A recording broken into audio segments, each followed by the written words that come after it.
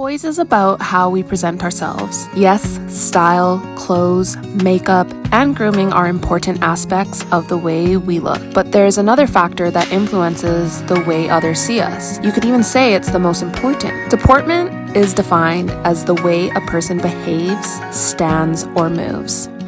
You can be the most stylishly dressed and beautifully coiffed woman in town, but if you don't have good deportment, you will still be, in the words of my grandmother, mutton dressed as lamb. Posture is a physical way of showing your poise. And once you start perfecting your posture, honestly, somebody will compliment you on this and you will be so happy because it's something that you really have to put the time, care, and attention into perfecting and being hyper aware to how you are sitting. And I have to tell you, recently, the last time I got my hair done, my hairstylist, she mentioned to me something to do with like elegance, and she's like, Nicole, when I took that after photo of you or the after video of you, and I noticed you were sitting up and your back wasn't even touching the back of the chair, and I was like, oh, your posture. And I was like, thank you. I was so proud in that moment because it does take some effort and attention to correct your posture. Am I perfect? Absolutely not. But that compliment probably was my favorite compliment of 2021. It meant that much to me because it's easy to get complimented on your outward appearance, but something like that is not usually something that people compliment you on that easily. So maybe somebody else noticed it, but they never said it. But when she said it, I was so proud.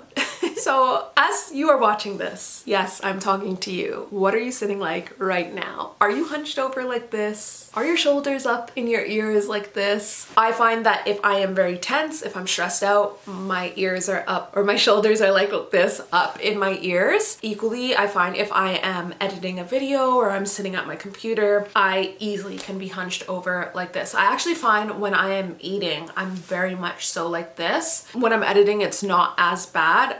I try to sit towards the edge of the chair and not against the backrest, because then that's when I find I'm relying on the back of the chair as opposed to supporting my posture with my core. Which brings me into the next point, strengthening your core. I have major back problems. I have arthritis in my lower back and my SI joints, and every time my back goes out on me, it's usually a 6-month affair of it getting back to normal.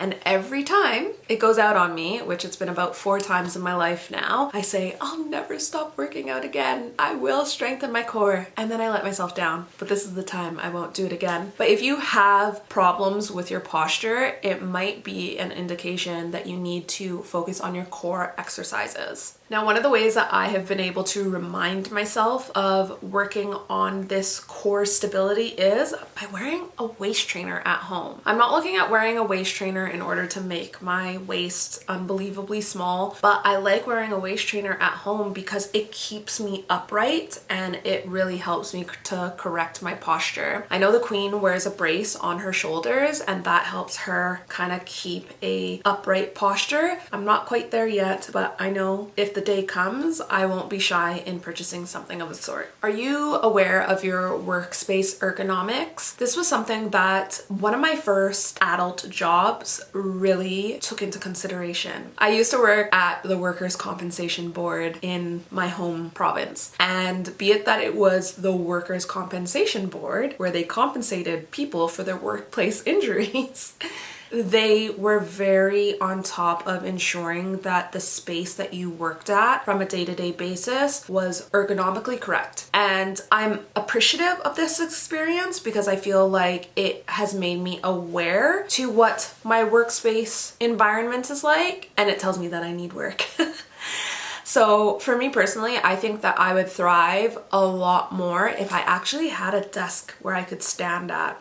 I think sitting is not really conducive with my back problems. I think if you visit a chiropractor or you can contract someone to come in and look at your at-home workspace, and they'll be able to direct you to make these adjustments at home. This is great for somebody who does work at home and you're going to be working at home for the foreseeable future. I think if you have the space, it's definitely something that you should invest in. Whereas I know a lot of us are just making do with the space that we have at home, but I also know there's been a lot of people that that have like made office spaces out of the shed in the backyard. Now in this video we're talking all about poise and deportment, so of course we're gonna have to talk about walking. Now there are plenty of videos here on YouTube that go into how you can walk elegantly. This is not going to be the video that you get from me. I'm definitely still working on my walk. However, I do think that from a young girl, I'm somebody who has learned to walk and tread lightly. If my mom ever heard me stomping through the house, ooh, we had words. And it wasn't just me, it was my brother as well. And it's so interesting because sometimes the way that you are brought up, you don't realize it until you're in a moment where you realize it. I know that doesn't make sense, but my husband, our stairwell is just right behind us here. And when it's just before bed, he's just brushed his teeth, and then he comes up the steps and it's like, stomp, stomp, stomp, stomp, stomp. And we go to bed quite late and I'm like, stop stomping. Or yeah, I've got other family members who they walk on their heel. And so it's like, stomp. If you are somebody that struggles to walk in heels, don't wear them. I am not the most graceful walker. And so for me personally, I don't wear heels with a high heel height. I stick to short or short heels, quite honestly, and I will test them out around the house to ensure that I can walk in them in an elegant fashion. I implore you to try the same. If you can't graciously, elegantly walk in heels, you either are going to have to reflect on the heel height that you've chosen, or you are going to have to practice. There are so many videos here on YouTube, as I previously mentioned, where they are giving you their best tips and tricks in how to walk in heels. Definitely check them out. As mentioned, we are talking all about poise and deportment, and we have to look at our manners while we are on this topic. How do you treat others? How do you treat others when nobody else is there to observe how you are treating others? It says so much about you. Do you ignore people and make them feel small? Or do you give them the attention that any basic human being would deserve? I did touch on this in a previous video where I was speaking about Kate Middleton and how I find royals, when they are speaking with somebody, they are so enthralled and engrossed in that conversation and they're giving nobody else their attention but that person that they're talking to. Have you ever been in a situation where you are talking to someone and you can see them like looking around you and you can tell they're just not invested in the conversation that you're having with them? Eye contact is going to be a part of manners, and really ensuring that you're not looking around to see who else you can go have a conversation with is a part of good manners as well. Now, I know everybody is going to have different personality types, but I think if you are looking at cultivating your poise and practicing proper deportment, you're going to want to ensure that you are a warm and welcoming individual. That doesn't mean that you have to be the loudest person in the room. That doesn't mean that you have to be hugging every single person that comes into your grasp.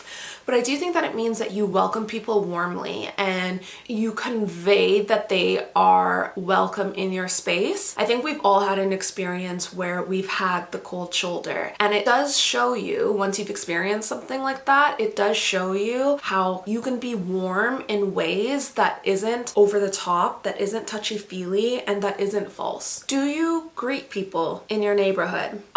Since I was a little girl, if I came into contact with people as I was on a walk, I would say good morning to them. I would say hello to them. And I feel like that's something that is quickly dying out in our day and age. Do you say hello or good morning to your neighbors, even the ones you don't know? Do you step to the side and let other people pass when you're walking on a sidewalk? This happens to me so many times here in the UK, where people will be walking towards me and they'll be walking side by side, and they expect me to go out onto the road in order for them to pass and me to go around them. It is the most bizarre thing. So these are little things that you can practice your poise and practice having proper deportment in these average everyday situations. How do we greet people? We say hello to them, number one. But are we giving a handshake? Are we giving a hug? Are we giving a kiss on the cheek? I definitely think that age brackets are going to dictate how you do this greeting. I also think that depending on where you are in the world is going to dictate how this greeting happens. And I think that just common social etiquette and understanding for where you are will also play a role. So for me personally, I do find that people on this side of the world, if you're new here, you may not know, I'm Canadian, but I now live in the UK. You will often maybe get a kiss on the cheek. Well, like they won't kiss your cheek, but you know, you'll just do the cheek to cheek thing. thing. Whereas I found in North Americans are huggers. I personally am somebody that's more of a handshake kind of woman. I don't particularly love that embrace. I like my own personal space, but understanding that different cultures are going to require different greetings and different social settings are going to require different greetings, that is going to help you practice and cultivate your poise and your deportment. And remember, in the previous point, I was saying that we need to ensure that we are warm and inviting.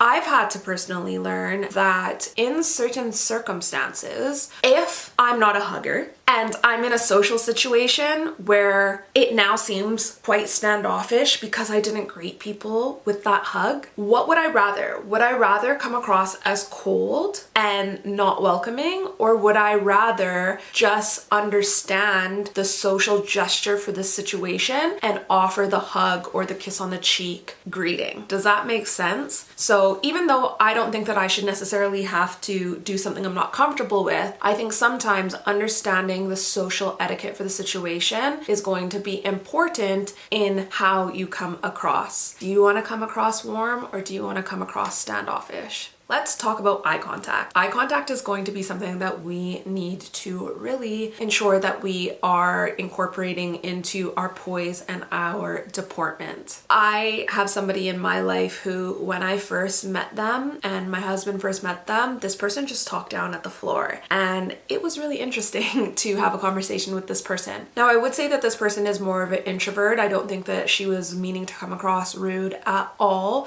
but she definitely doesn't come across as a very poise-filled person. Now, that might not be her prerogative, and that's totally okay, but as somebody who's wanting to come across with a poised-filled demeanor, I do want to ensure that I am looking at people in their eyes, and then going back to what I was saying about how I admire certain members of the royal family. When they're speaking with people, you can see that they're engaged by the eye contact that they're having with the individuals that they speak with. It shows that you're paying attention, and it shows that they are invested in the conversation that they're having with you. How would it feel if you had somebody that was constantly looking around to see who else was in the room? It wouldn't make you feel very welcome. It would make you feel small, and it's not poise to make someone feel Poise like that. people reject herd mentality. They don't think everyone else is doing it, so I should do it too. They avoid situations where people are behaving in a manner that is below their standards. They know that their behavior is telling, and they want their behavior to inspire others to cultivate good deportment. Let's begin to be conscious about our posture, our eye contact, the way we move, and the way we behave. Practicing good deportment is fun. And if you slip up, just pick yourself right back up and try again. Soon your good deportment, one of the major building blocks of poise, will come to you like second nature. Thank you so much for watching this video, my friends. I hope you've subscribed to this channel so you can see the next video I'm putting out all about poise. Thank you so much for watching. See you then.